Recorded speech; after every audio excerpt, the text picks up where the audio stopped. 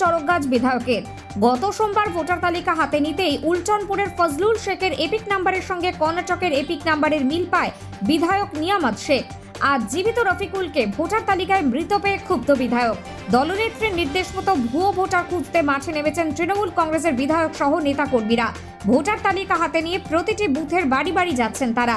বৃহস্পতিবার সকাল থেকে হরিহরপাড়ায়, খিদিরপুর সহ কয়েকটি অঞ্চলের ভোটার তালিকা হাতে বাড়ি বাড়ি গিয়ে খোঁজ খবর নেন জেলার প্রবীণ বিধায়ক নিয়ামত শেখ। রোজা রেখে এদিন পায়ে হেঁটে বাড়ি বাড়ি গিয়ে খোঁজ খবর নেন তিনি।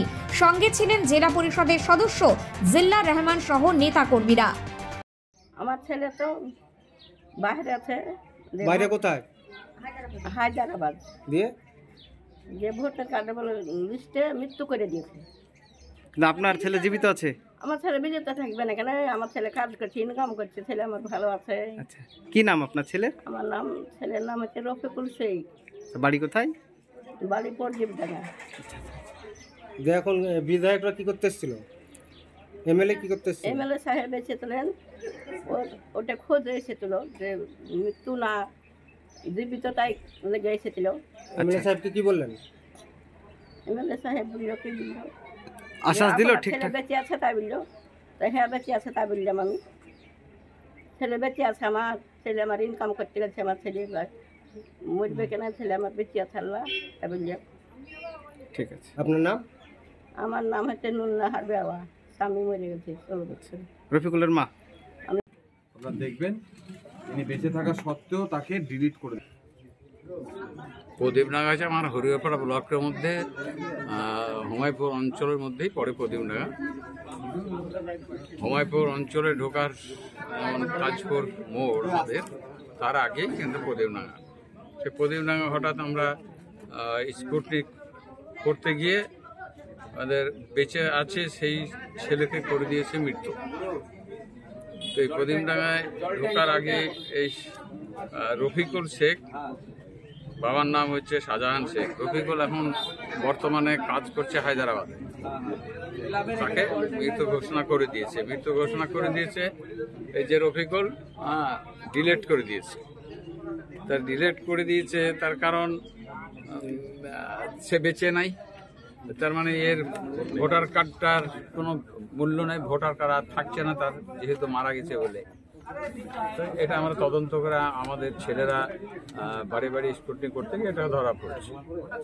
তো আমাদের নেত্রী মমতা বন্দ্যোপাধ্যায় 27 তারিখে আমাদের মিটিংয়ে ডেকে আমাদের নেতা অভিষেক মহাশয় তেনারা নির্দেশ দিয়েছেন, এই যে ভোটার তালিকা সেদিন দেখিয়েছে যে ডুপ্লিকেট ভোটার বহুত হয়ে গেছে আমাদের রাজ্যে।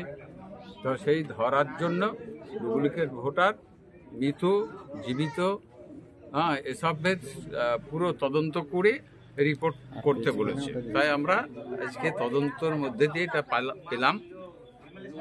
সেই তদন্ত আমরা পাঠিয়ে দেব, রাজ্যে পাঠিয়ে দেব জেলার মাধ্যমে।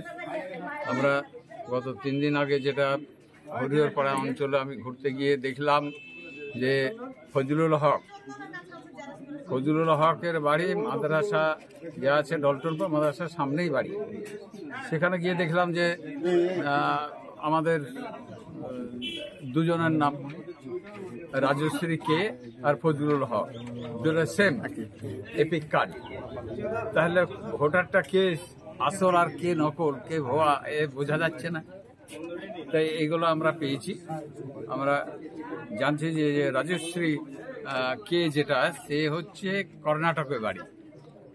তাহলে সে করলে সেই এটাকে মানে 2 নম্বরই করে করিয়েছে। কারা করিয়েছে আমরা জানি না, এটা তদন্ত করলে এটা জানা যাবে। এই যে জীবিত মানুষকে মৃত করে দেওয়া যাচ্ছে ভোটার কার্ডে, কি মনে করছেন?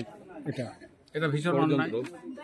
আমাদের নাগরিক, আমার পৃথিবীতে বেঁচে আছে, তাকে মৃত্যু প্রকাশ করে দিচ্ছে। কেন করছে, কারা করছে, এর জড় কোথায় আছে, সেগুলো আমাদের খুঁজে বের করতে হবে।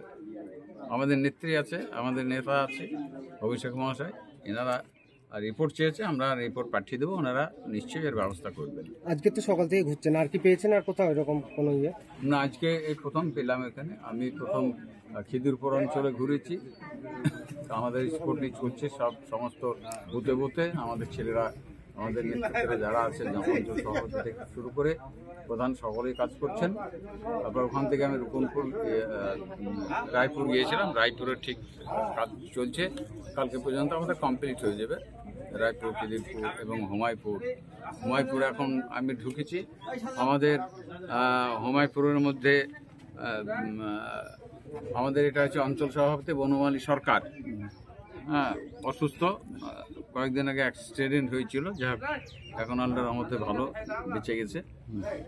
আমাদের বাম পাশে আছে আমাদের প্রধান, রানিং প্রধান, দুবারের প্রধান আছে। তো সকলেই কিন্তু নিষ্ঠার সঙ্গে কাজ করছে বুথে বুথে গিয়ে। আমাদের যত কর্মী আছে সকলেই তদন্ত করছে। স্কোরটি ফাইনাল হয়ে যাবে কালকে পর্যন্ত, তারপর আমরা রিপোর্ট পাঠিয়ে দেবো।